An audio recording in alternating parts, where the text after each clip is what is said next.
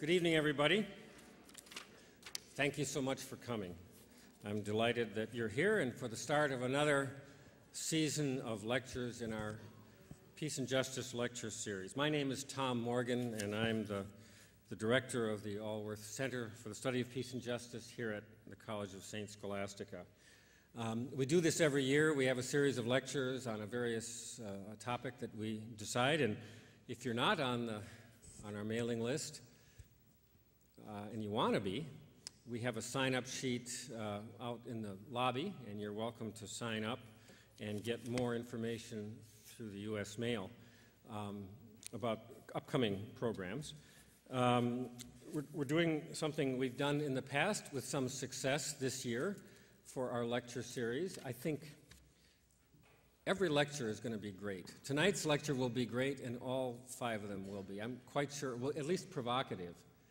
And as a result of that, we sort of feel like we need to process what we hear. And so after every lecture, we're going to have a series of talkback sessions in another venue, not here at St. Scholastica, to just talk about what we heard or process the information or think about it. The talkback session for tonight's lecture will be held a week from tonight.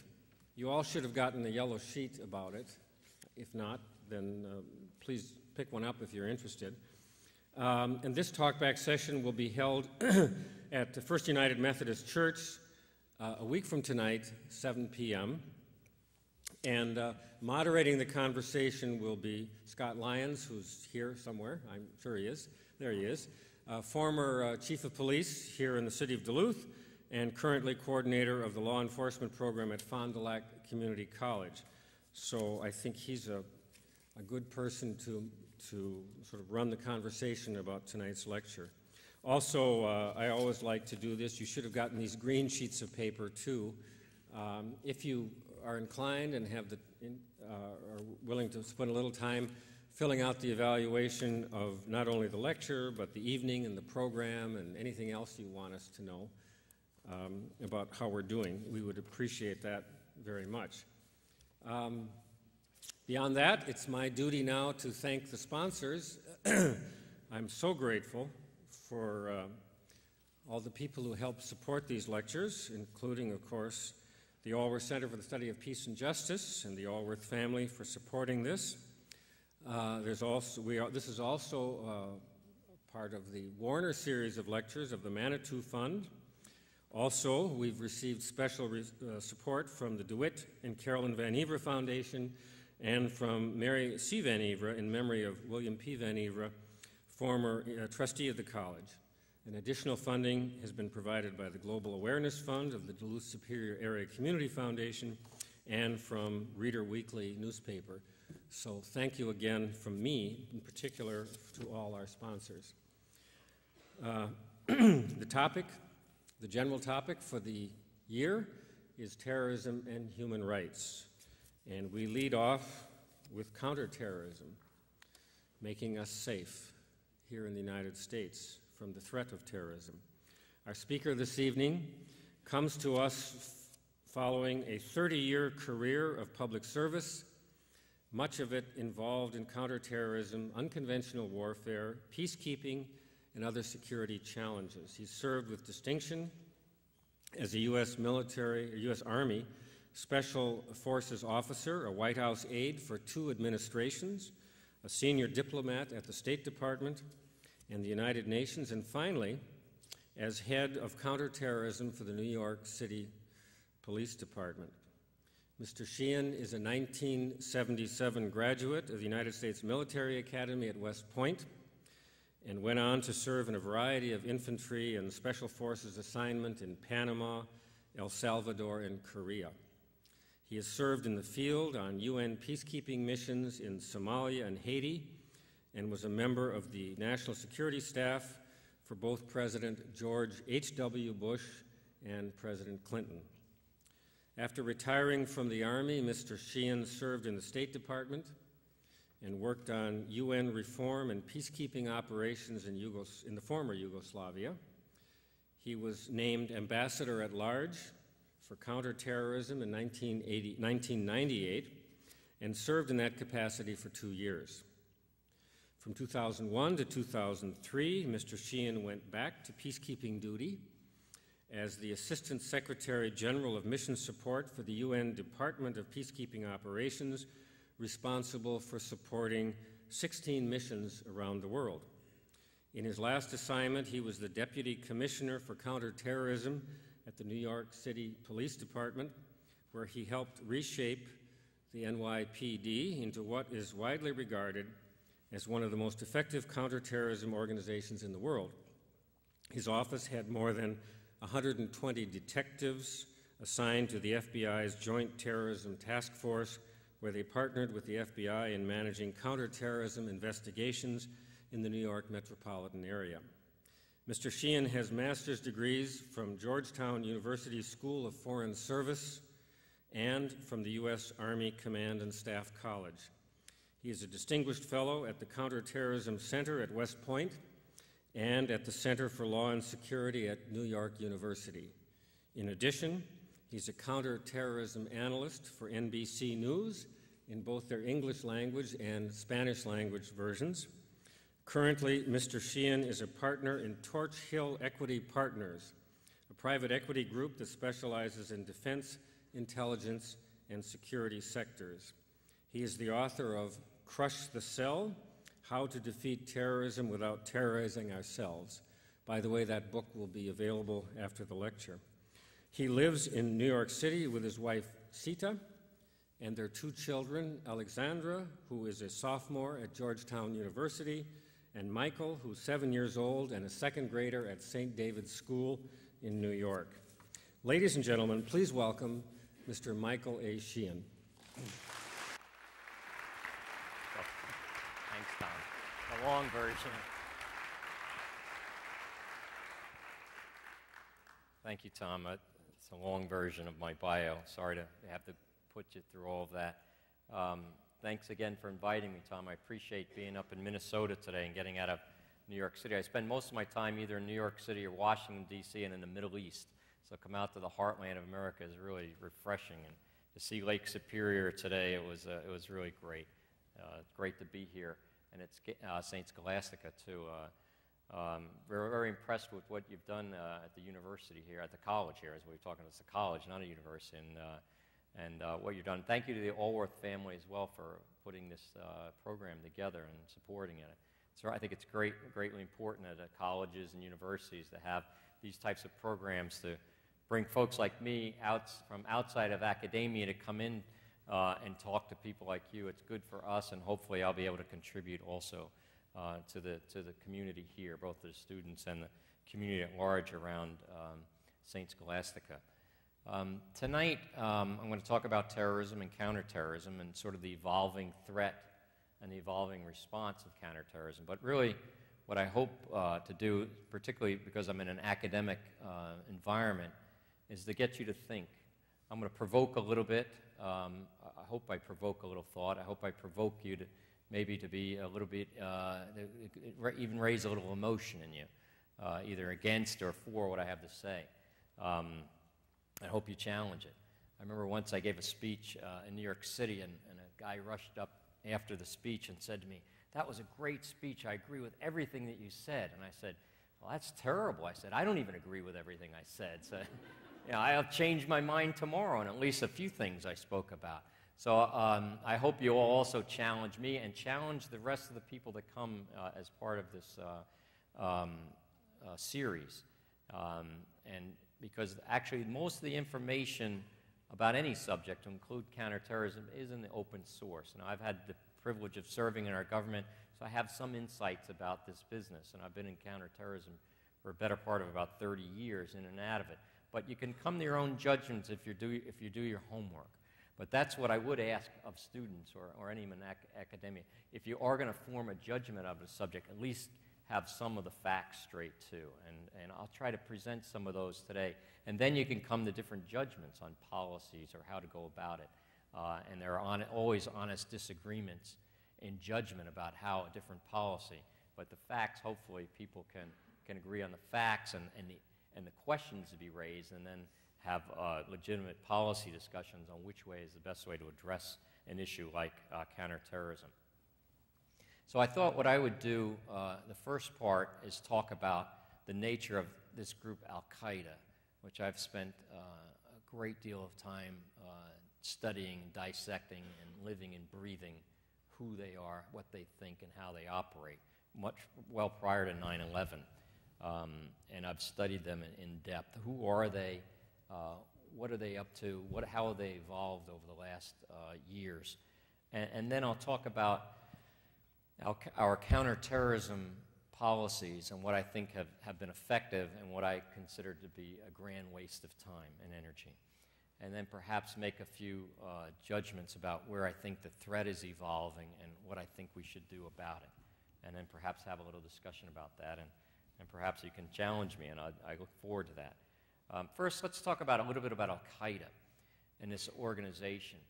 One thing to remember about Al-Qaeda is it evolved haphazardly. I like to talk about Ramzi Youssef, who was the first bomber, the 1993 bomber of the World Trade Center, as sort of, I refer to him as a precursor of Al-Qaeda.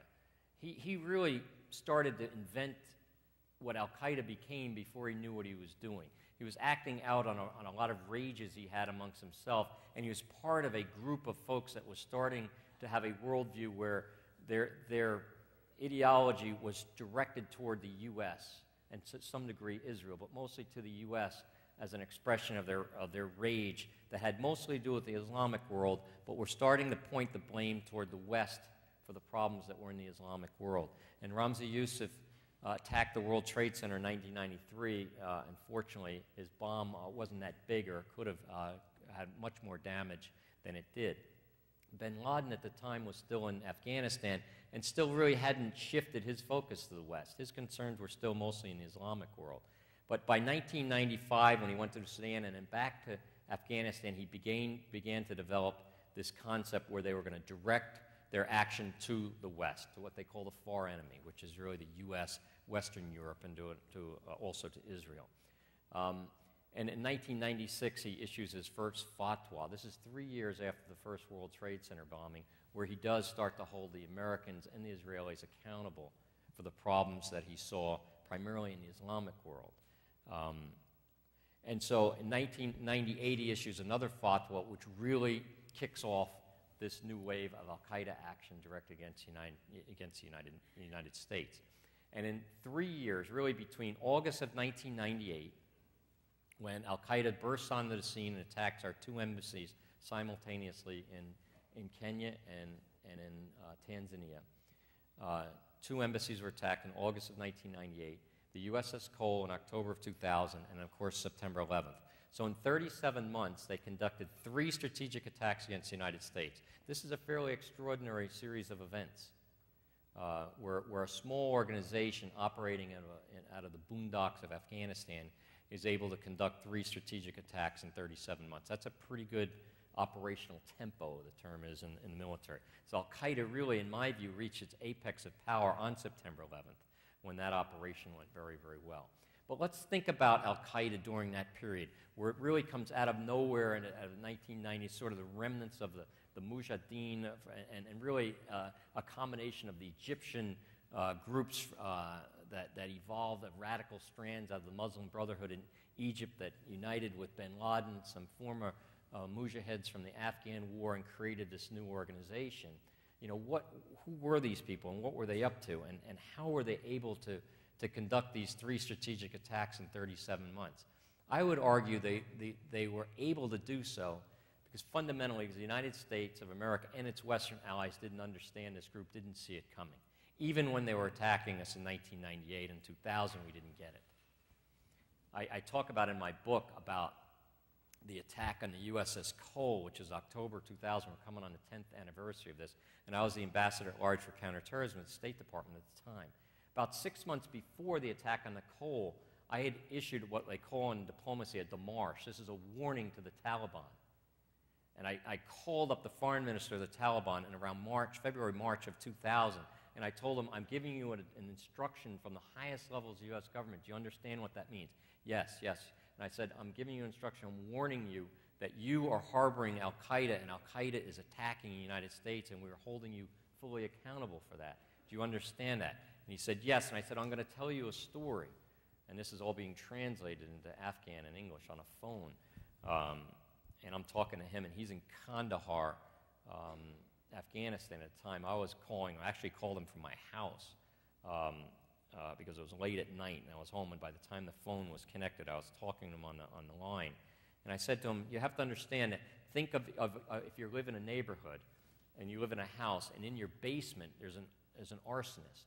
And at night, that arsonist goes out of your basement and burns down the houses of your neighbors, and then comes back in your basement, and you protect that guy at night. I said, if you do that, you're accountable for that person's actions. And we hold you accountable for the arson that person is. I said, do you understand it? He said, yes. I said, well, bin Laden is in your basement, and he's attacking us. He blew up our embassies, and we have evidence that he's attacking us continuously, and he's in your basement, and you're protecting him. We're holding you accountable for all of his actions. Do you understand that? Yes, I understand that, but no, we're the friends of the Americans. We Afghans are friends with Americans. Bin Laden is under control. He's not going to attack you. We have him under control. He's our guest. And by the way, if you have evidence against him in the embassy bombing, send it to us, and we'll put him on trial. Anyhow, this went on for an hour and a half, a 2-hour conversation, and he was basically put on notice then by our government. They were held accountable. And so after the USS Cole was attacked in October of 2000, if you ever want to understand how the American public and political culture missed al-Qaeda, I invite you to look at the transcript of the third presidential debate of 2000, which I believe, I may not have my dates exactly right now, but I think the Cole was on the 12th of October, and the third presidential debate was on the 17th, more or less, about 5 days after the USS Cole. Now, this is a billion-dollar warship that a 40 by 40 hole in it, about the size of this backdrop here. 17 sailors were killed. It almost sank in the port of Aden off the coast of Yemen, and was still listing in the port there at the night of the debate. Now, this is, go back to 2000, so this is Vice President Gore against Governor Bush, the final debate for the presidential election. This issue was not raised during the debate. It was not raised by either candidate. It was not raised by Gwen Eiffel, who was the moderator. It was not raised by the American people who were in the audience that asked about 15 questions afterward. Nor was it raised by the press the next day. And I was sitting at home as the ambassador for counterterrorism going, I thought this was going to be finally that al-Qaeda would reach the national agenda after the Cole attack, but it didn't. Mel Carnahan, the governor of Missouri, had crashed in an airplane about 2 days before that debate. Both candidates talked about Governor Carnahan's untimely death and his son that was on the plane, et cetera, et cetera. And I think Vice President Gore makes a vague reference to the families of the Cole, but mentions nothing really about the attack against the United States Navy, nothing about al-Qaeda. And it goes, they both have their prepared statements and their finishing statements, and all these questions, it's not raised. So what I argue is that I tried to be apolitical about this, about how it was misunderstood completely by both parties' leadership at the time, both the Democrats and Republicans and the press, and the population at large. Al-Qaeda was seen as a nuisance, a foreign thing, sort of the cost of doing business in the world, and it was really not an issue. And I was frustrated by this, terribly frustrated, particularly frustrated as a former Army officer that the Pentagon also didn't seem to give a damn that they had 17 dead sailors. I thought there was even more outrage in the State Department when our people were killed in the embassies in Africa than there was from the military when 17 of their sailors were dead.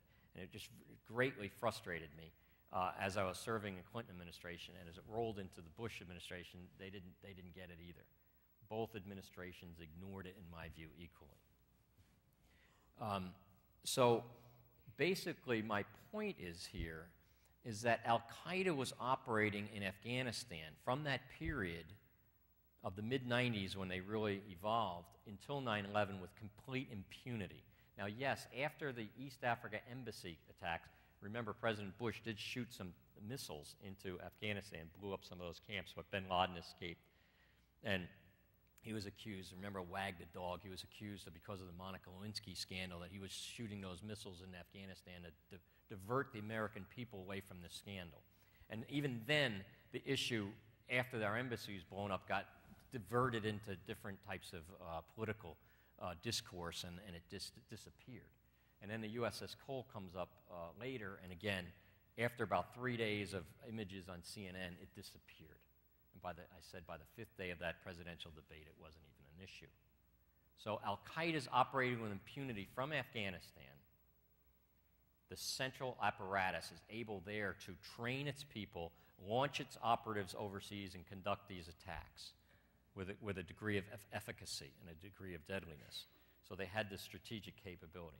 But I also write about in my book that this organization, at the same time it showed this strategic capability, is also incompetent. And I mentioned in my book, I call them killers and bunglers. Even in the East African attacks, when they're successful in blowing up 2 embassies within minutes of each other, 500 miles apart in different countries, it was a keystone cop operation.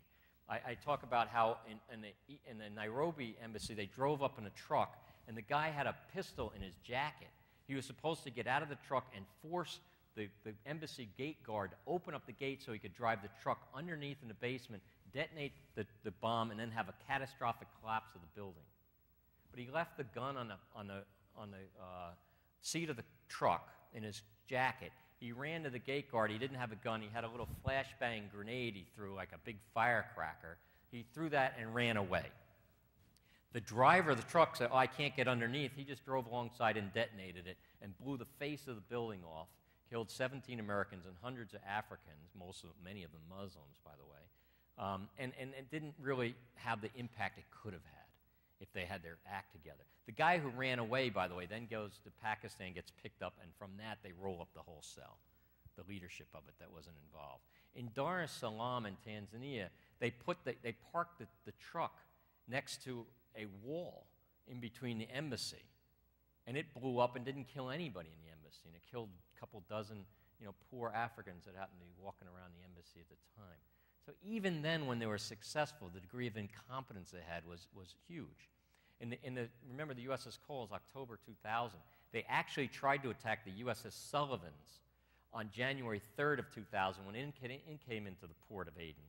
And what happened was they loaded the skiff with all these explosives, pushed it in the harbor to blow up the USS Sullivans, named after those 5 boys who sank in World War II on one ship. So they pushed the skiff into the water, and it sank. I mean, these are you can't make it up. So they sank, and next day they get a winch and pull it out and drag the boat back into their walled compound and repack all the explosives and sit around waiting. Sit around waiting until the next ship comes in. Oh, so then the USS Cole comes in. They have another guy who's supposed to tape the thing. Well, guess what? He's up in the house to tape the thing. He falls asleep. He wakes up when the thing blows up, so his tape is only of the smoke. He misses the whole explosion. Now, of course, they were able to explode it. So I'm saying they can be deadly, but at the same time, extraordinarily incompetent. 9/11 was a perfect storm for them. Mohammed Atta and his 18 cohorts, everything went right for them that day, except, of course, for the United 19, where they forced it down in a pasture in Pennsylvania. But everything went well for them on that day, and they seemed to be an organization that was 10 feet tall. And America finally woke up to this threat, and in my view, overreacted to the threat in an enormous amount of ways, because they didn't understand it. They didn't understand it before, that it was a deadly organization, but small, bungling idiots that sometimes could be very deadly. And after 9/11, they looked like they were 10 feet tall. We shut down civil aviation for 4 days, and everyone was looking to the skies for the next plane. I knew they didn't have any more operatives. I knew these people.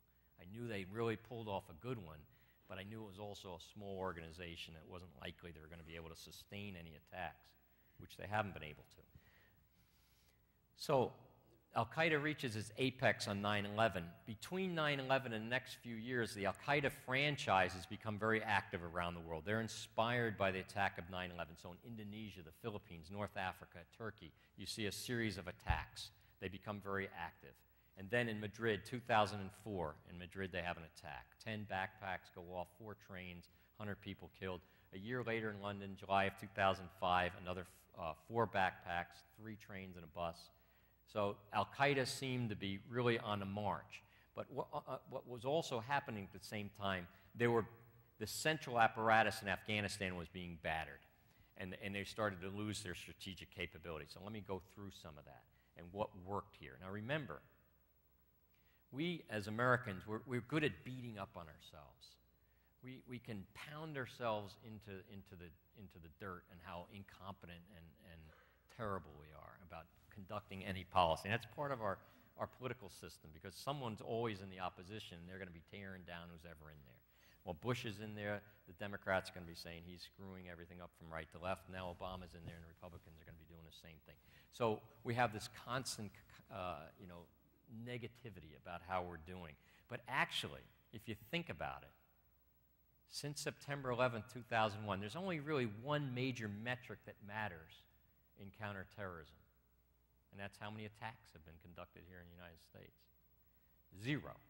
So actually, for the most important metric, our policies have been extraordinarily successful.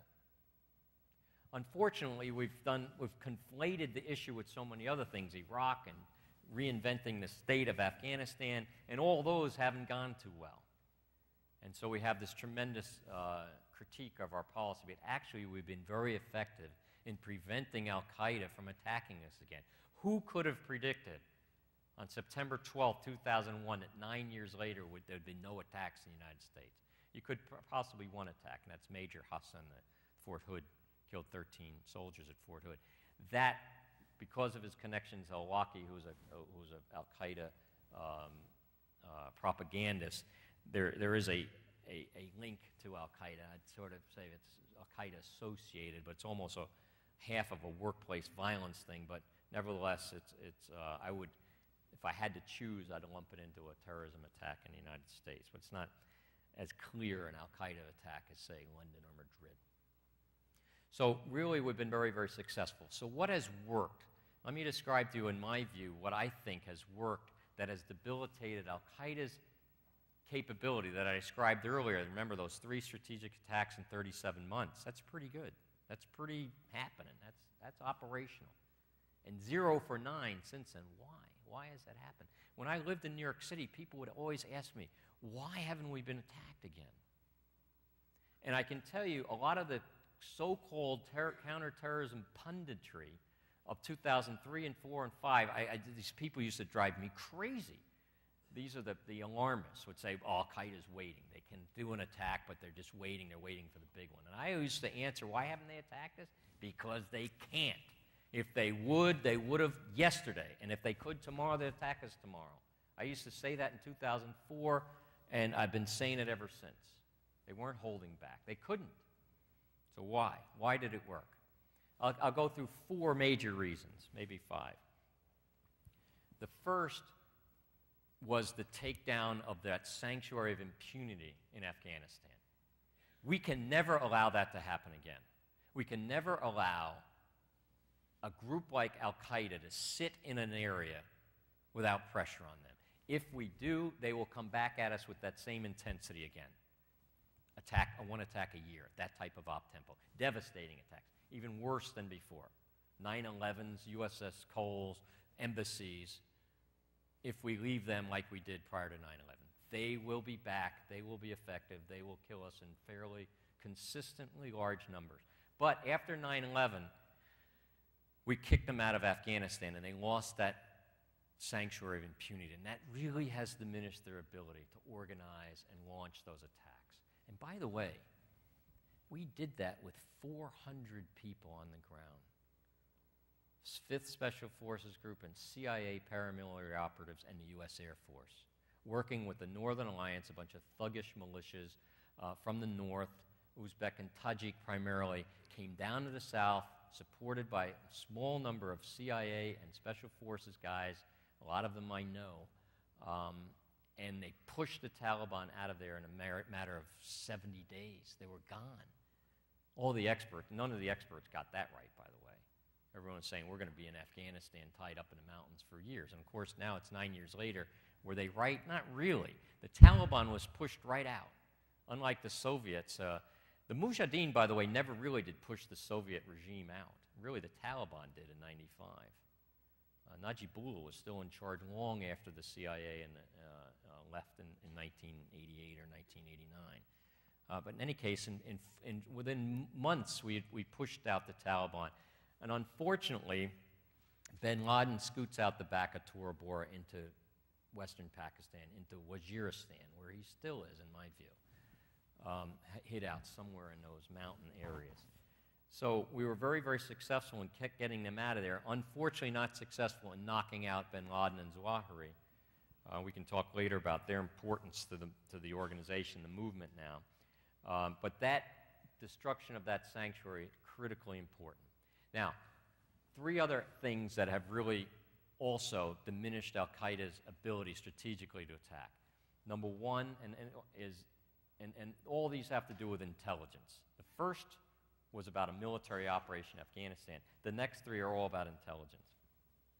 First, after 9/11, the CIA activated its full capacity after 9/11 in every country around the world and put its full resources toward counterterrorism as the number one issue. And that's an enormous resource. And they work with the local intelligence and law enforcement community, many of them very unsavory people, and put pressure on the organization. And remember, I mentioned to you, al-Qaeda was very active between 2001 and 2005. Bombs going off in Tunisia, Morocco, Indonesia, the Philippines, Turkey, different parts of the world. Saudi Arabia in 2003 for the first time was really attacked by al-Qaeda in May of 2003. In Pakistan, President Musharraf was attacked twice by al-Qaeda affiliates. By the way, as that happened, as al-Qaeda started to strike out at other places, those countries in turn unleashed its full resources against the organization as well, with the support of the American government. That became a very, very powerful and heavy pressure on the organization. So basically, think about it. It's the CIA working with the locals, with NSA, the National Security Agency. They're the guys who listen to everything, phones and computers and everything. That's the technical intelligence with the CIA, which is doing the spies. So you have human intelligence, the technical intelligence, and then the local intelligence. All that together, pushed by the CIA stations in each embassy in each country, put enormous pressure on al-Qaeda and its franchises around the world and diminished their capability everywhere with great effect, So that's the second reason. Al-Qaeda, the Afghan sanctuary, number one. Second is the CIA pressure in conjunction with other intelligence agencies. Really rolled up cells all over the world. Thirdly, in the United States, prior to 9/11, only in New York City was the FBI really switched on against al-Qaeda. Most of the other FBI offices around the country were asleep at the switch to this threat. Remember I talked about the debate in October 2000. We just didn't get it. But after 9/11, all of these joint terrorism task forces around the country, and of course in New York City, where we have this 18-acre hole still down there, New York City becomes hyper-energized against the threat, and around the country. And then you see a roll-up of all these cells around the U.S. Now, a lot of those cells look half-assed. But I always remind people, if you arrested Mohammed Atta in Germany in 1999, and you said, oh, we just arrested these guys, and they're going to hijack 4 planes with box cutters, it would have been laughable. And a lot of those plots in the U.S. that have been, a lot of arrests that have made, and there's been dozens and dozens of arrests since 9/11. They look laughable, and perhaps they are, but you never know. If we had let them fester and they got support from a central apparatus, they could have manifested into something very deadly. Because remember, my notion about al-Qaeda, killers and bunglers at the same time, simultaneously both killers and bunglers. So if you put pressure on them, you can roll them up because they're idiots. They're often idiots. But idiots left alone can be very, very deadly. And a guy like Mohammed Atta, of course, is not an idiot. They're not all idiots. Mohammed Atta was a very disciplined, well-educated, motivated individual, and he kept that group of 19 guys pretty well wired. So you never underestimate them. So that was the third reason. CIA, FBI, Afghanistan. The fourth which is related to that, is the difficulty Al-Qaeda's had in being able to travel. And this has to do with the hassles we all go through at the airport. Not only just going through the physical screening, but the name checks. Now, of course, the Christmas bomber got through. And he was able, on December 24th, 5th, right there in Detroit, almost, blew up a plane coming in. So sometimes they slip through, but generally, if you're an Al-Qaeda operative somewhere around the world and you're looking out at your ability to travel, it is really difficult now. And that's why they're now trying to recruit people with Western passports. And I'll get to that later about the so-called homegrown threat. And I'll talk about what that is and what it isn't. So all those things together, the wipeout of their sanctuary, the pressure by CIA overseas, the pressure by the FBI domestically, the pressure on their ability to move and to travel, has really debilitated the strategic reach of the organization of Al-Qaeda. So now the threat is evolving. Because they can't move, because they don't have sanctuary, they're trying to adapt. And so now what counterterrorism experts are saying, they're using a homegrown strategy of disconnected cells that can attack in local areas and not be connected to the central base. In my view, that is a strategy of necessity rather than a strategy of choice. They've had to do that because the central apparatus has been under so much pressure and dismantled. The famous #3 Al-Qaeda guy is always getting blown up or killed in Pakistan. Every 6 months he's wiped out. And that's true. And so they've had to decentralize and try to operate with local operatives. So this is sort of the third phase of Al-Qaeda that's evolving now. But what they really do, it's not just purely local, because in order for the local operative to become effective, he really needs to go back and get the training. So see a guy like Zazi, the guy from Denver who came to New York City who was going to plot to blow up the subway trains. When he was picked up in New York City, one of his first people, when he came into New York City, he met with an imam who happened to be an NYPD informant. Thank goodness. Now, he wasn't a good informant because he didn't tell NYPD. He told Zazi that the cops were looking for him. But, of course, we had his phone tapped, so we knew. So, again, not the smartest guys in the world, right? So, fortunately, NYPD had a good program going. When he shows up in New York City, the first guy he meets is an NYPD informant. But, of course, you never fully trust your informants. The best informants are guys that are a little bit shaky. So you keep an eyeball on them or an ear on them, and they were able to get this guy. Of course, the FBI was up his rear end anyhow. So we got Zazi, but what was dangerous about Zazi was he'd been back and forth with Pakistan. He'd been trained in the camps. Same thing with Shahzad, the Times Square bomber, who just pled guilty the other day, and his trial's going on now. Shahzad also well-educated guy, used to work on Wall Street, married, living the dream in Connecticut, nice house, $500,000 house, whatever. Back and forth to Pakistan over the years, being trained, being radicalized, trained in explosives, admitted in his trial that he swore an oath, but he was lying all the time, knew what he was going to do, and he put that bomb in Times Square that fortunately didn't go off. So that's Shahzad. That's another one. The Christmas bomber, a Nigerian, been to Yemen, been to the camps, back and forth. His father alerted us, but we missed it. Again, he comes in, has the underwear bomb. Fortunately, doesn't go off. Now, is that just luck that the underwear bomber's bomb didn't go off and the Times Square bomb didn't go off? A little bit of luck, but I always, as an athlete, I used to play soccer. If you work really hard and you put yourself in position, you get lucky goals. I think our luck has to do with the pressure the organization's under. And because of the pressure the organization's under, these guys didn't get enough training or didn't get enough support. Or maybe it's the second team. They're not quite smart enough. So fortunately, that jet didn't go up in flames in Detroit. It would have been really catastrophic. Or fortunately, that truck didn't blow up in Times Square and blow up little kids and tourists walking around there going to the theater. That could have happened. Fortunately, it didn't, and we march on. But Al-Qaeda is still out there trying to attack us, and we have to stay vigilant. So they are moving into this new phase of trying to use local guys, connect them to the camps, get them trained and radicalized, and then launch them back in the country. And that's that's the big threat now.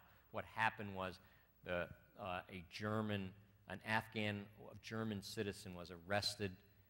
There's a dispute of whether he was arrested in Pakistan or Afghanistan. I've heard both.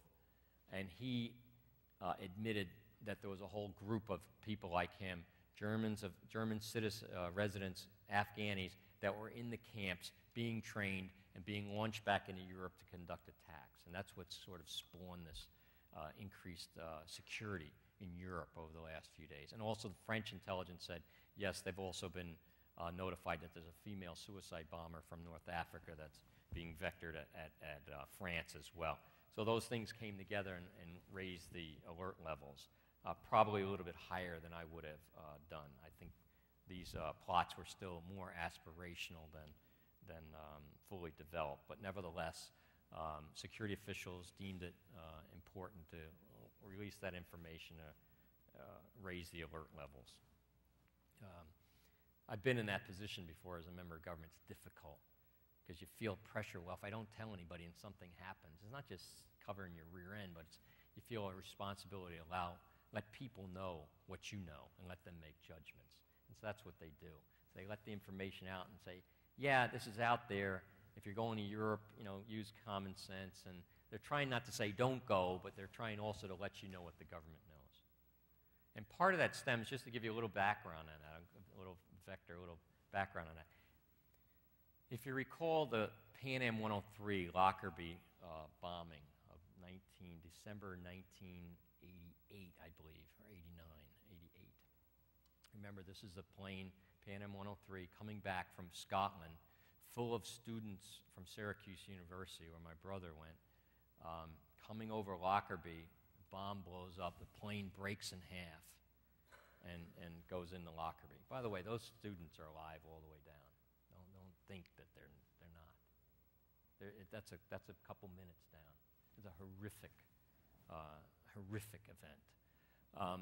So after Lockerbie, there's sort of an urban legend, and when I was in government, I tried to figure out whether it was true or not, and I never could really get a clear answer, that there was sort of a heightened threat level before that period about Libyan terrorism at the time. That was pre-AlQaeda. This is Gaddafi, and his son-in-law was actually the architect of that plot. So there was some rumors, and then there was the families of the victims said, hey, some people in government knew this and they weren't traveling. Actually, it's not true, because actually there was a State Department security guy on that plane, so he obviously didn't know, and he died. But this was sort of a feeling among the family members. And Congress actually passed a law requiring U.S. government officials, if you have this type of information, it's your duty to let the public know. So this is what they grapple with all the time. Now, obviously, you have threat information every day. So you can't just every day go out and go to a podium and say there's a threat today. But when it goes up to a certain degree, the officials are faced with this dilemma. Do I go out there and cry wolf and get criticized, or do I hold back on the information? They're constantly balancing that judgment. In this case, they decided to go forward. But that's always haunting them, the notion that, hey, if I don't share that information with the American people and something happens, what kind of burden of responsibility I have for the deaths of innocents. It's a tough one for them. So that's what they grapple with. So as I meant, let me try to now shift to a little prognosis of where we need to go, what's happening and where we need to go. In my view, the Al-Qaeda threat, which is the primary terrorism threat, is not going to go away for quite a long time. The movement that is generated by primarily a political frustration of a strand of radical, violent Islamic extremists that have woven a religious hijacking of Islam, woven that into their political rage. So it's a political religious rage. That movement is not going away anytime soon. And by the way, it has whether or not, whatever happens in Iraq or Afghanistan is almost independent. This movement started before the Iraq interventions of the Bush administration. And it's actually, it was at its peak during some of the most positive periods of our relationship with the Islamic world. Their rage and frustration begins within the Islamic community and what they consider the apostate, non-Islamic leadership of the Islamic world. That's their primary frustration, and a belief that they need to bring the Islamic world back to the time, to the fundamental of the period of Muhammad, right, the 40 years after Muhammad. That's the narrative. That's their focus. Now, they blame that's the near enemy. The near enemy is the Islamic leadership in the Islamic world that needs to be pushed out and a new caliphate created in a Sharia law, and there's sort of their idyllic vision of a Islamic community. That's the primary focus of their narrative. Now, as I mentioned, bin Laden shifted some of the blame to that to the U.S. and Israel in the mid-'90s, and so that's woven into it. So it's this political rage with a religious narrative to it. That is a very compelling narrative that's not going to go away no matter what happens in the next 20 to 40 years. Now, there's a lot of things we can do to help let the air out of that narrative. Obviously, if you have a successful peace process in Israel, it helps. If you have social justice, if you have economic development, it helps.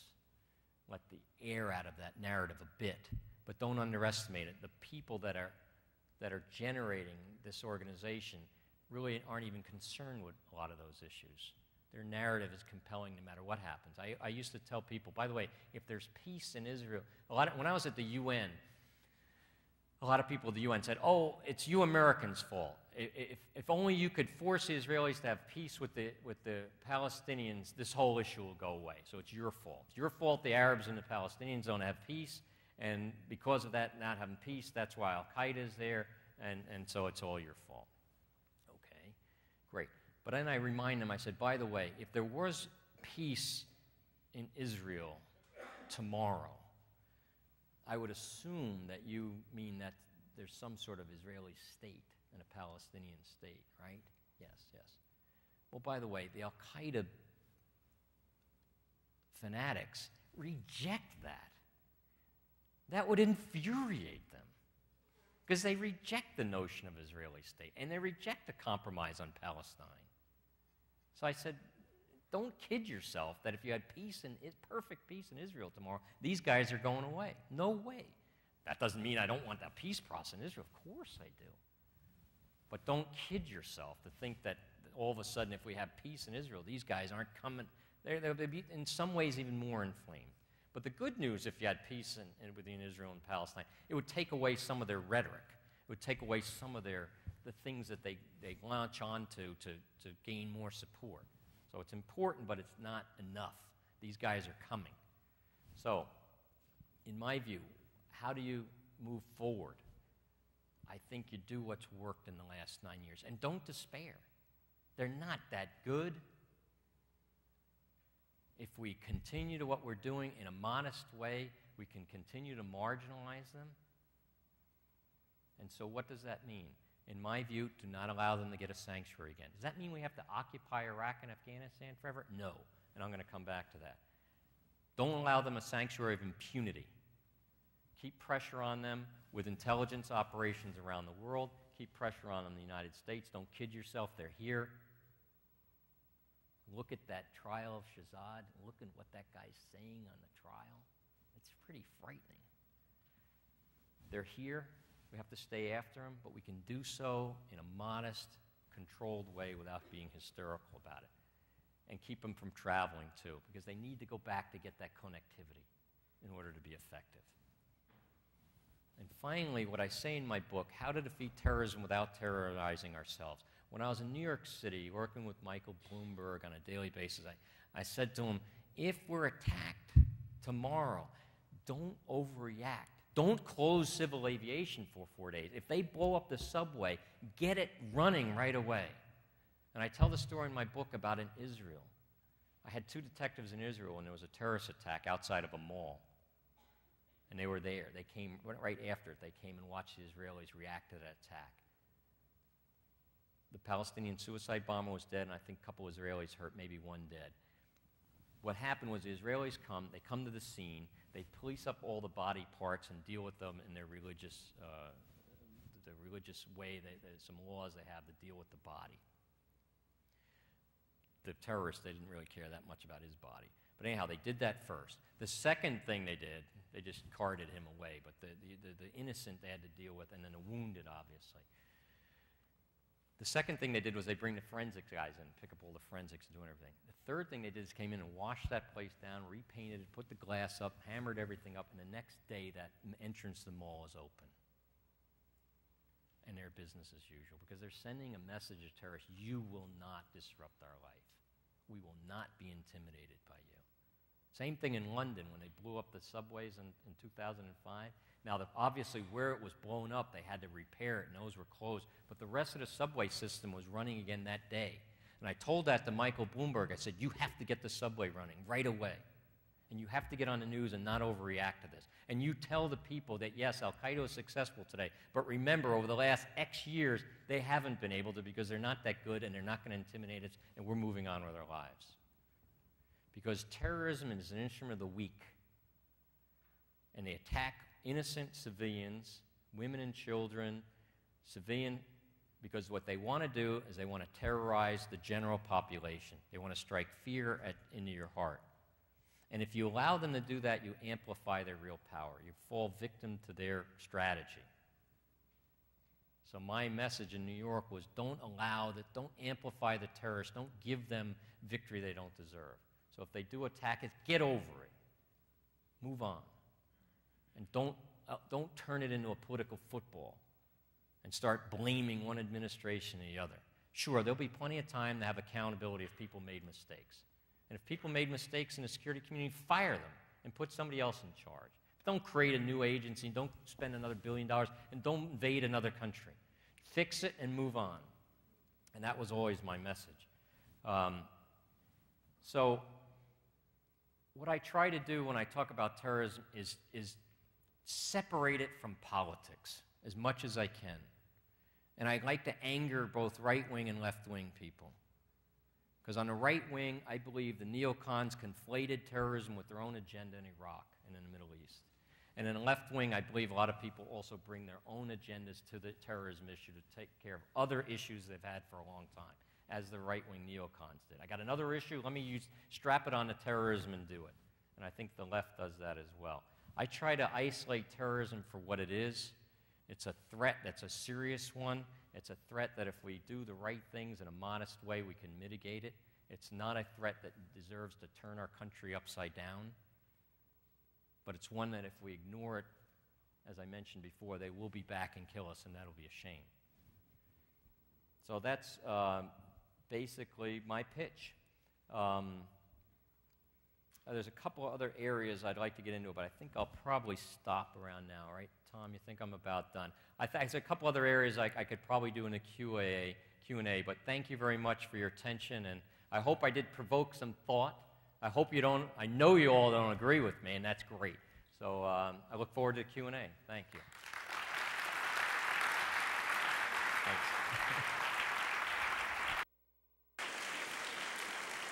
All right. Here's somebody who knows how the Q&A process works. So I invite you all, please, to come forward to these microphones, and Mr. Sheehan will recognize you in turn, and we'll have a conversation.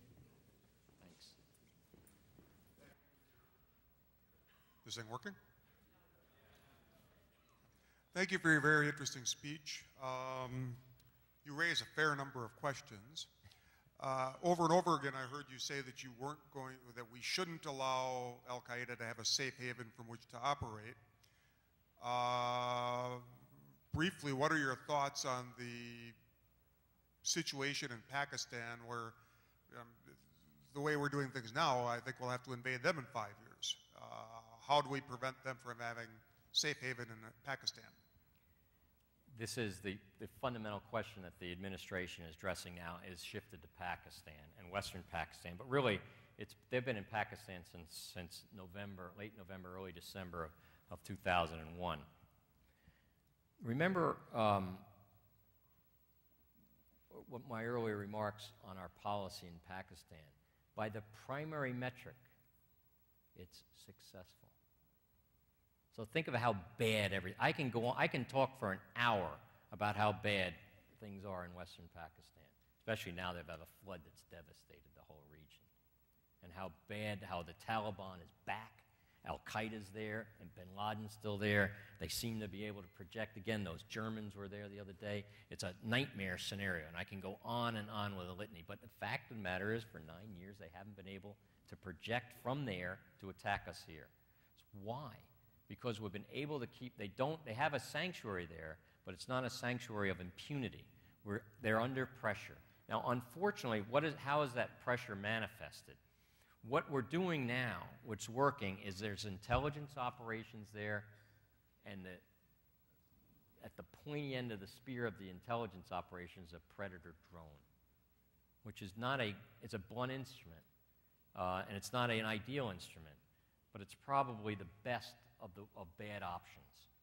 What are the other options other than a drone if we identify a cell of al-Qaeda people in Western Pakistan? There's a couple different options.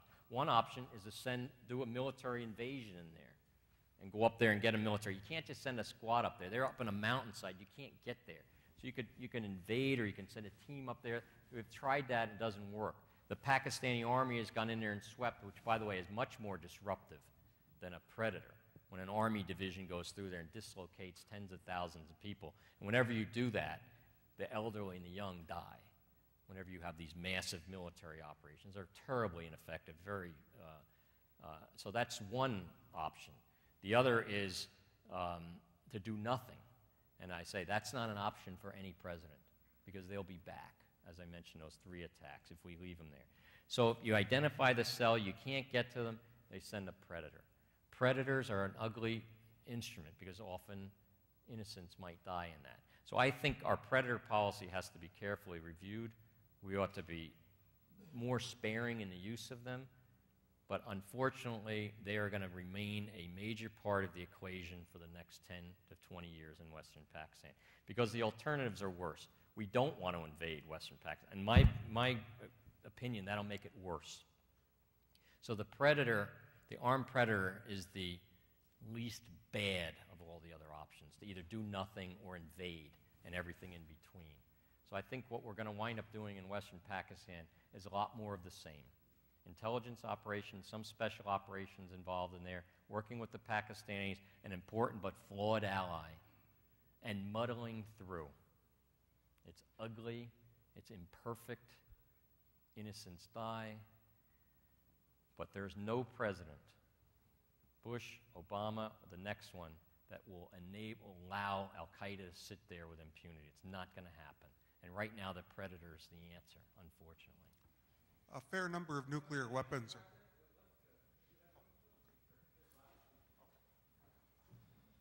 Thank you. It was a great talk.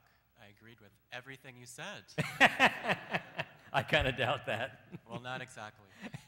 A few things. I was torn between asking you a question about your genealogy of al-Qaeda, but I think I might leave that alone. Although I did hear through the grapevine that you do disagree with Professor Mamdani's view that in many ways the so-called Islamist jihad really has a Made in the USA sticker on it, vis-a-vis the Afghan jihad and so on. So I don't know if you might have some comments on that. But more specifically, you did talk of, quite rightly, the fact that al-Qaeda of late is 0 for 9, right, more or less, and certainly has not hit the United States. But you didn't mention one of the most controversial, perhaps, topics of discussion as the Bush 43 presidency ended and Obama was taking over, and that was the question of torture. This lecture series will be focusing on that later in the spring with Jane Mayer. So in many ways, in my narrative of al-Qaeda's origins, torture is quite crucial to part of the origins of it. But leaving that aside, in terms of the immediate concerns of security here, is there any place for torture, which they defined out of existence, so-called enhanced interrogation? What role has that played, and should the liberals among us stop being so squeamish? Should we just more or less say, do what you need to do to protect our property, our security, et cetera, et cetera, et cetera? Thank you. On the Al-Qaeda narrative about that we sort of constructed Al-Qaeda, I find I just completely reject that. First of all, the jihad in Afghanistan.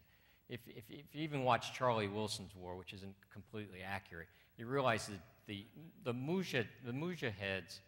Mujahideen were operating against the Soviets in Afghanistan for 3 or 4 years before the U.S. even showed up. And by the way, we left in 1989. They kept fighting for another 4 years. We were only there for a short window. And by the way, our interaction with the Mujahideen in Afghanistan during that period is marginal. Actually, we funneled all the money through the Pakistanis. We were criticized for having no impact on them, other than pouring money into them, and the Saudis were pouring as much money as we were. And we gave them some stingers, and that helped tilt the war. But the idea that somehow we constructed the Mujahideen or we had constructed Al-Qaeda, I just find no basis in reality. It's unbelievable to me. I think that's ahistorical, but I'll leave that alone if you could address the torture question. I think the torture question is fairly moot right now. I think that torture seemed to be a part of the Bush administration strategy from around 2002 to 2006, and it ended then and really hasn't been much of an issue. Did torture and Abu Ghraib and these other issues contribute to inflaming the passions of Al-Qaeda operatives? Did it help grow Al-Qaeda, that period of torture? I think that's what you're referring to. You think torture pre-9/11 caused the 9/11? I think it's a bit naive to suggest that torture was invented by the Bushies. The CIA program, our colleague at UW-Madison, Al McCoy's book, A Question of Torture, goes through all of the open sources. What time period are you talking about? Oh, from the 1950s. The Phoenix program in Vietnam was a key moment in extrajudicial killing and enhanced interrogation where people just, ended up dead. These are terrible things, and these are horrible things. All the aspects of torture of the U.S. government involved with. I know Al-Qaeda. I know the individuals. I've studied them, the people, individuals, as well as the organization. I've read every word that bin Laden has ever written or spoken, as well as Zawahiri and the other ideologues that generate the passion of Al-Qaeda. It's not part of their narrative. It's not. It's simply not. Read the fatwas of bin Laden of 96 and 98. Those are the motivations of Al-Qaeda. It's just not part of it. Their frustration is so much more profound than a CIA torture in Vietnam or any other past history. Their problems are with the basic political order of the Islamic world and the role of the West has in propping that up. That is their fundamental issue. And all the rest are really not mentioned by them.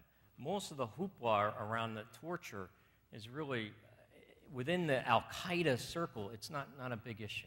But it did begin with the torture in Egyptian prisons, and Egypt, as I think we agree on, is largely viewed as a U.S. client state. I wish it was, and they'd do something we'd ask them to do. Doing the American work for some time now. Would it be okay if I asked a question? On torture, by the way, even the EIJ, if you read their narrative, it's not about torture. Their major concern is about Mubarak and the structure of Egypt, and they want to get rid of a secular state, and they want to bring in an Islamic state. Torture is not part of their narrative. I'm not saying it didn't contribute, but they were already there when they got arrested in jail. I'm not sure. Torture, sure, it doesn't help. And by the way, it shouldn't happen and is not happening now.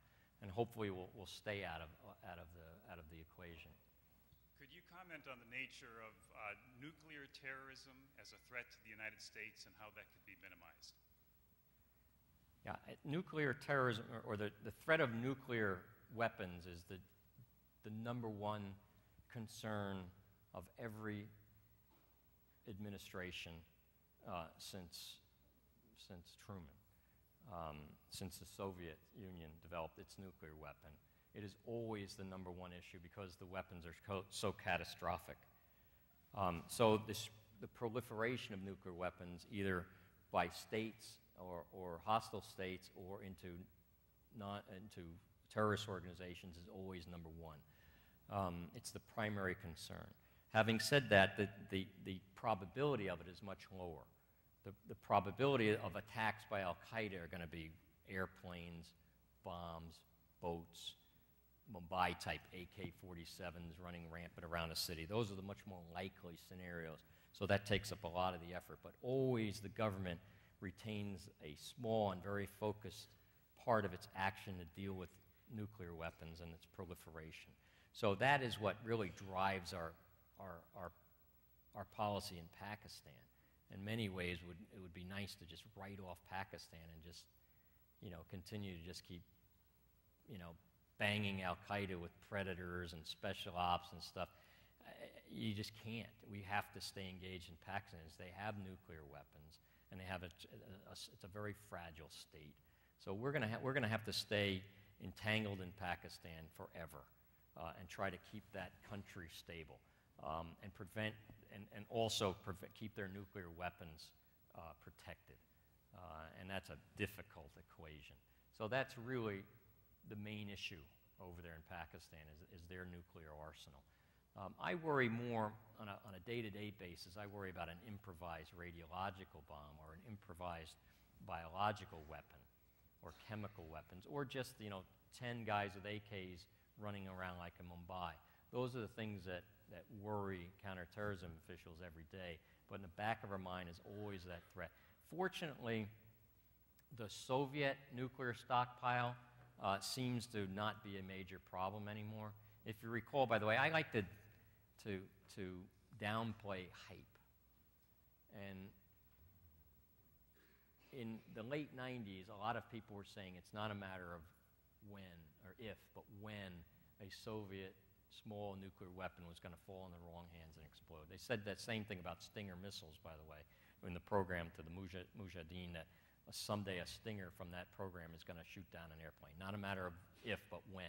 Didn't happen. And in the Soviet nuclear stockpile, by the grace of God also, nothing slipped out. And I think right now that stockpile is under tight control. Pakistan is the main concern, of course. North Korea always is, but I think that's fairly controlled as well. And then, of course, the new issue is the development of the Iranian program. And in my view, the Iranians will develop a nuclear weapon and we'll do nothing about it. And because we probably can't do much about it. So we're going to have to deal with an Iranian nuclear program probably within 3 or 4 or 5 years, I don't know. Although this cyber thing has set them back. So that's good news. But I think eventually they'll develop. By the way, nuclear weapons is a 1940s technology. So it's going to be hard to, a modern state that's really determined, even a non-modern state, like North Korea was able to get a nuclear program. The most backward, screwed up, I've been there twice. What a bizarre, bizarre place and a bizarre leader. And they developed a nuclear weapon. So eventually, I think Iran will get one and others will, and we're just going to have to live in a world with those weapons are there and try to manage it. Yes, ma'am. You described the reason that this is not going away as a political frustration that's been woven into a hijacked religion. Right. If that's a general statement regarding motivation. Yes. And of all terrorist activity. And mainly Al-Qaeda. Okay. And the readings that I've done indicate that people who blow themselves up are not thinking so much of politics as paradise. And so I'm wondering, are you saying that the motivation behind the people who empower them is political, or is it indeed a shared and a broader set of motivations, including religion? Yeah, I think if you study suicide terrorists, you find a variety of narratives, but primarily you see the initial motivation political.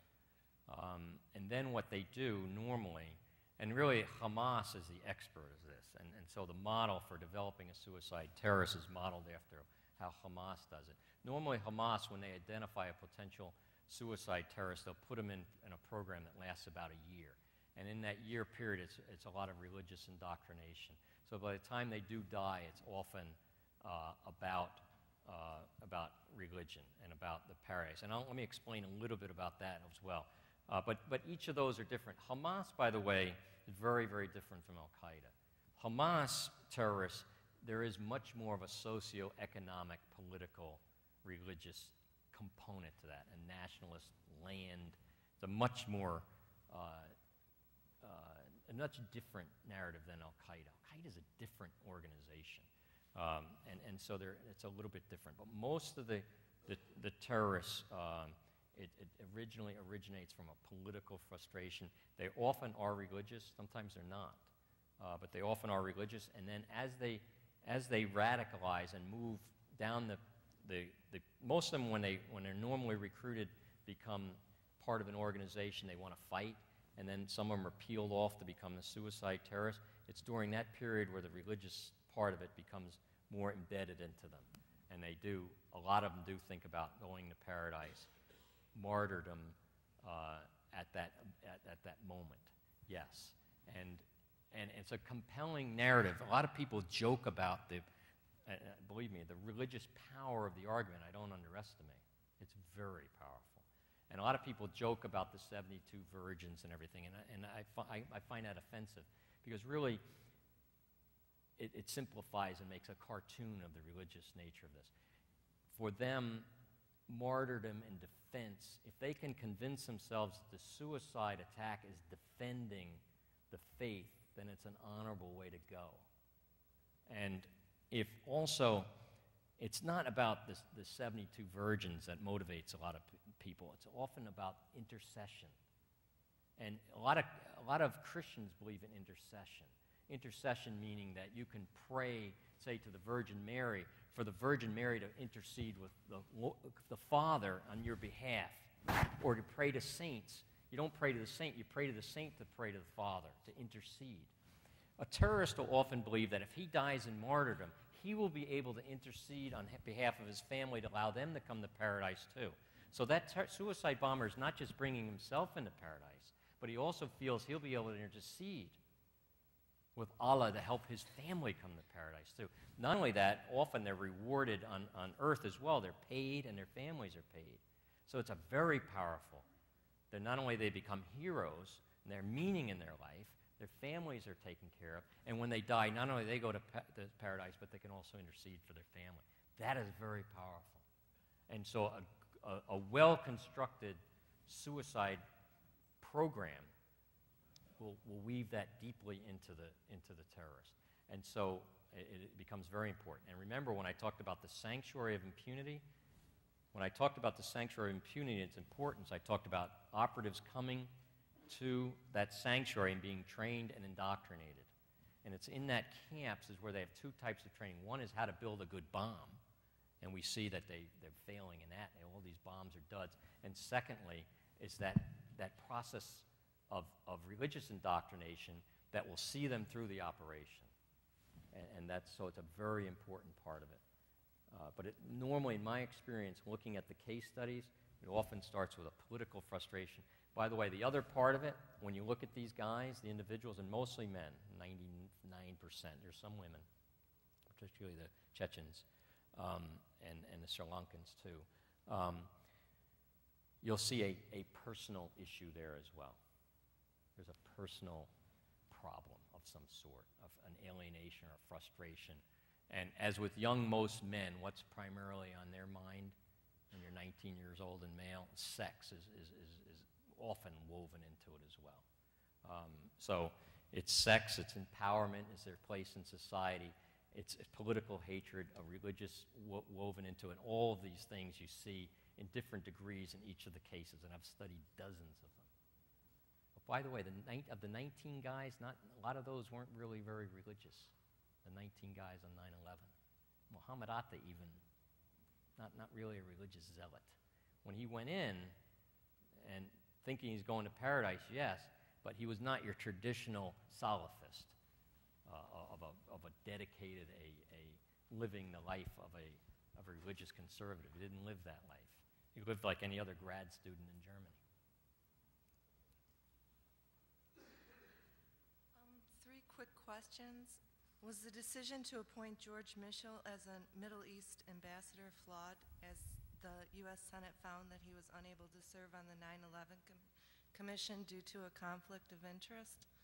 And 2, how do you feel about Barack Obama hiring attorneys who defended the 9/11 hijackers with U.S. taxpayer dollars to now work as Department of Justice district attorneys? And 3, do you think that when the Republicans gain control of the House, the new chairman of the Judiciary Committee should hold hearings on who's going to fire them? On who's going to fire them? U.S. attorneys? Okay, first on George Mitchell. I think George Mitchell is a really good envoy. I think he's excellent. I think he has the type of temperament, the patience, the political skill. I think he's done a great job. In terms of hiring attorneys that defend terrorists, those, in my view, many of those are great Americans. I know of some of them. I may not share the same political beliefs they do. I may not like their clients, but I think it's essential for the American political system that these people get good representation. And so a lawyer's job is to represent his client and do the best job he can in our political system, and I'm not afraid of that. And so if the guy's a good lawyer and he defended a terrorist, I have no problem with that at all, and if the Department of Justice wants to hire him, that's fine with me.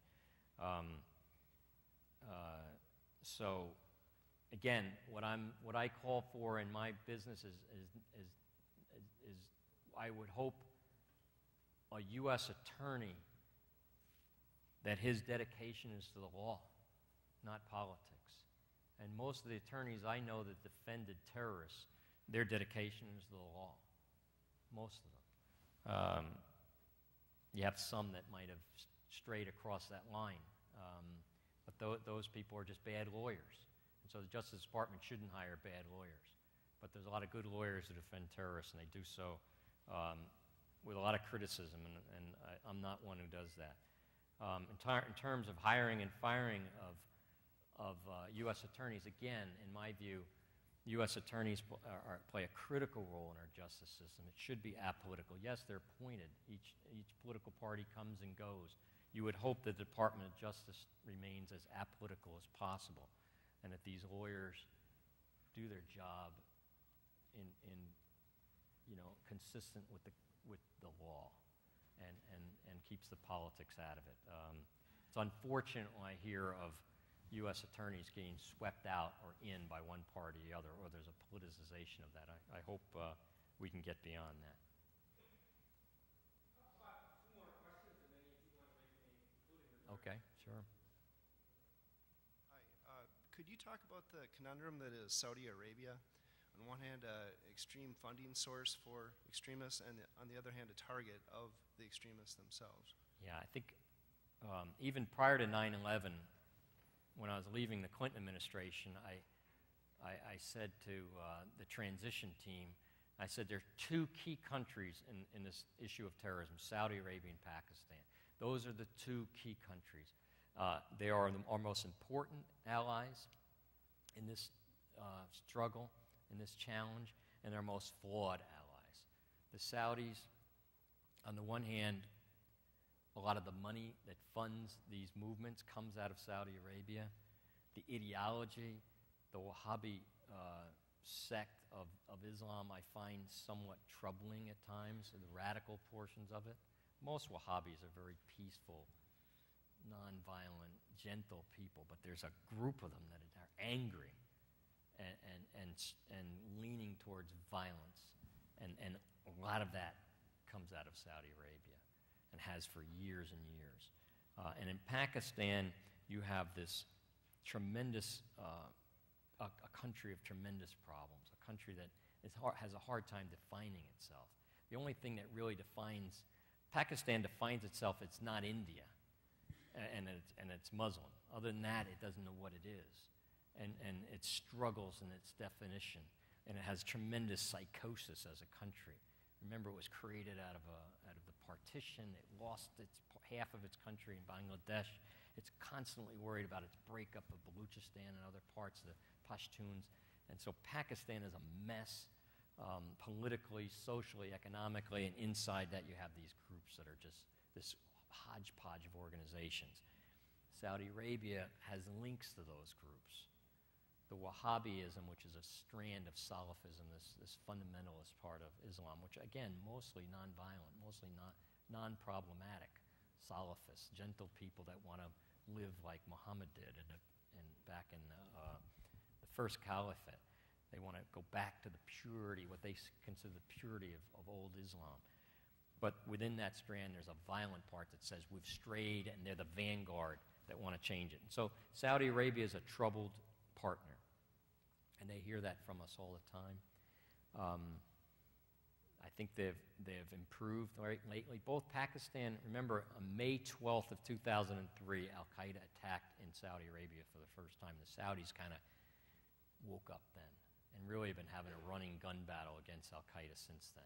And the Minister of Interior, Naif, was almost killed by a suicide bomber that blew up right near him. And he's like sort of the Elliot Ness of Saudi intelligence going after AlQaeda. He's untouchable in that his determination to find these people and root them out.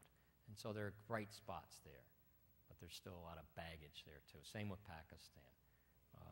So we're going to have to engage and stay engaged with these two countries, and just try to work it through. There's no easy answer. And look at Pakistan now. You know, all these predator attacks, and they decide to cut off our supply lines to our troops. I mean, how do you deal with that? That is really difficult.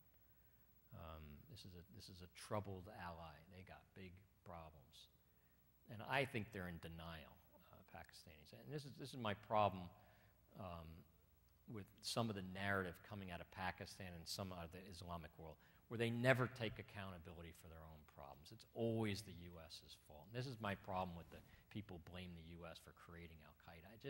It's just sometime you just have to stand up and take accountability for your own country.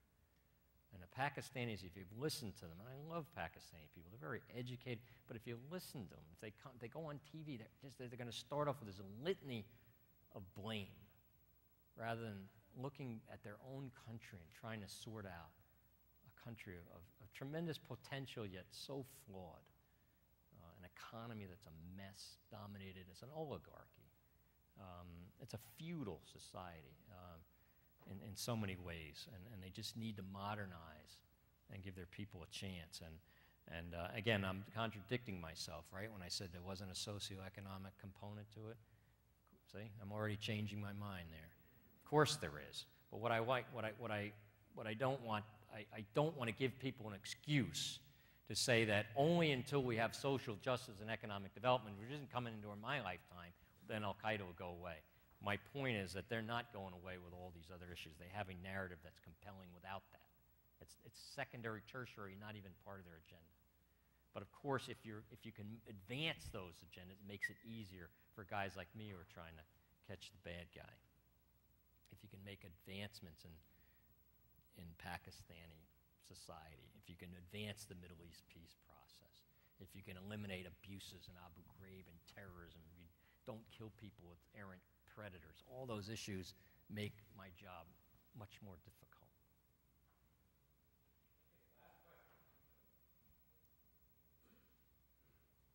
Sir, do you have any insight into the connection of Somali youth that have gone missing in the Somali communities throughout the nation?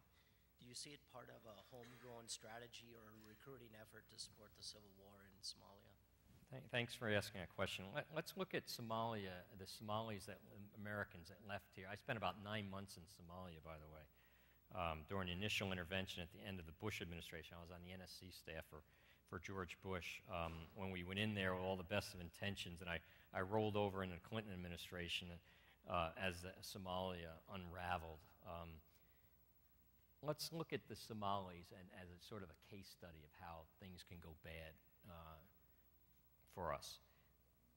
In my view, a lot of the the Americans, the Somalis that were in the U.S., some residents, some citizens, some different status, that went to Somalia initially went over a frustration that was really about Somalia. It wasn't anti-American.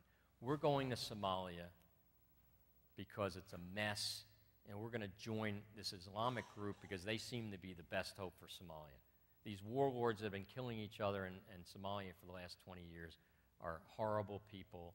So we're going to join this Islamic group that seems to have the best of intentions, and we're going to go over there and help our homeland. So these are young men.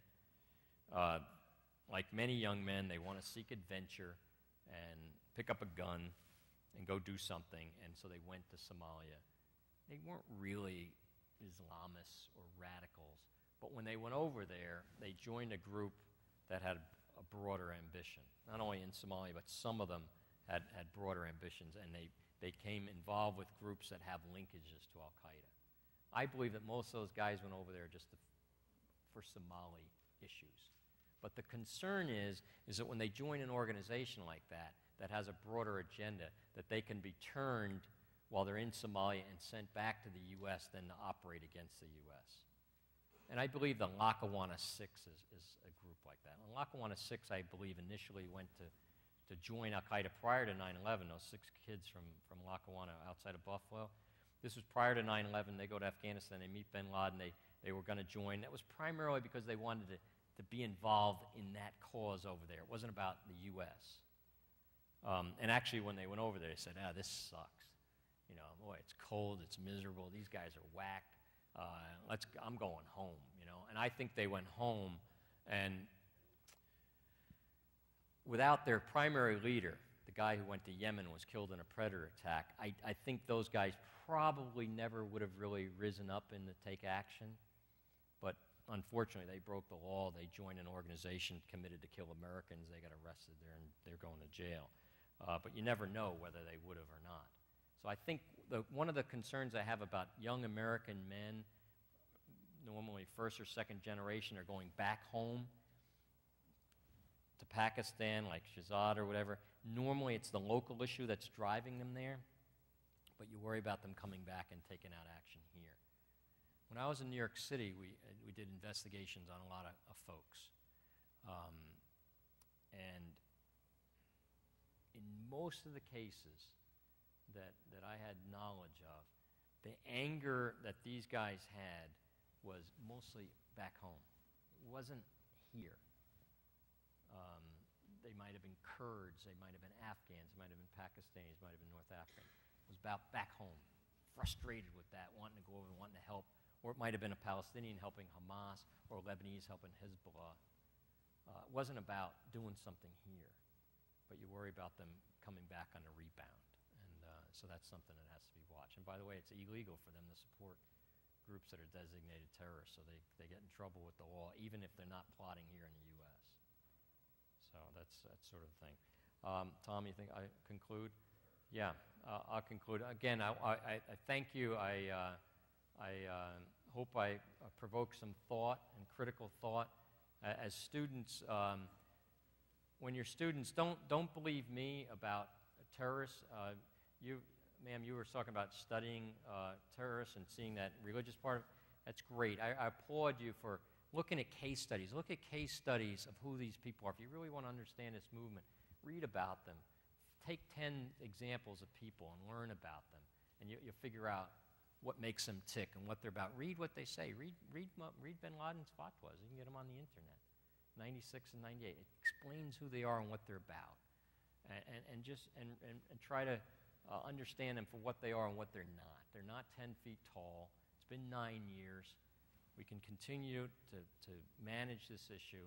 It should not turn our country upside down. I didn't get into my whole narrative that I believe that we didn't need to spend any additional U.S. government money on terrorism after 9/11. No new organizations, no bigger budgets. We could have done it with the resources we had, perhaps shifting within. Like at NYPD, we took people out of other units and put them into counterterrorism. We didn't get new money to create our counterterrorism capability. So I believe we could have done it all with the resources we had on September 11th. And actually, we did. We pounded them. We pounded AlQaeda with the resources we had on September 11th for those 2 years after. The billions that we spent afterwards, in my view, was not necessary. So I hope I provoke some thought about the nature of the threat, the nature of what we have to do it, and I hope it spurs some more dialogue. So thank you again, Tom, for inviting me. Thanks.